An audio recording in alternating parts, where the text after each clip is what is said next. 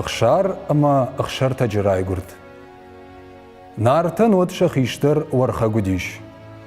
Varhagan ray gurdiş duvala puye, fajjatta. Yüzü ray gurdiş fıtsa karkuaşanı, innata ray gurdiş dikka karkuaşanı. Bon varnonu şkaştma. Ruh şkuratın tanık kaştiş varhagma, bajıtta kabul kudatçını uy.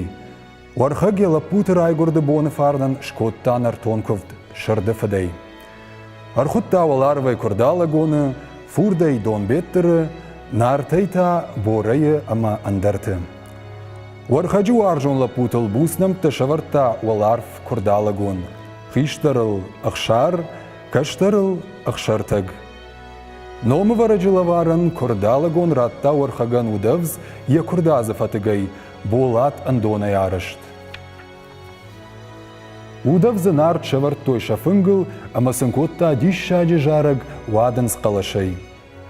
Varhacı khundwajita inna bomma mina şfakottoy ştay wad fafardagıştı.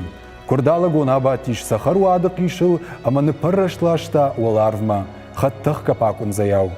Dom bettir tafeşta diş argavon sahar kaşag ama nıtsillin kotta ştır furdı bamma. Narttır fafardagıştı xatanı ştaron tav. Vay tağ dayrıştıştı akşar ama akşartag. Bon raştıştı valıng akşafta udişin. Falatınk fıdua grasıdıştı.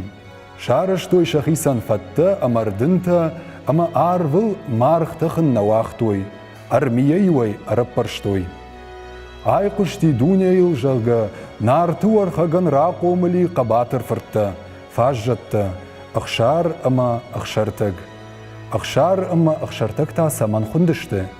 Umanıma akşar xiştarıf şımar, udakşarcın akşartakta kaştarıf şımar, akşaray akşarcındır.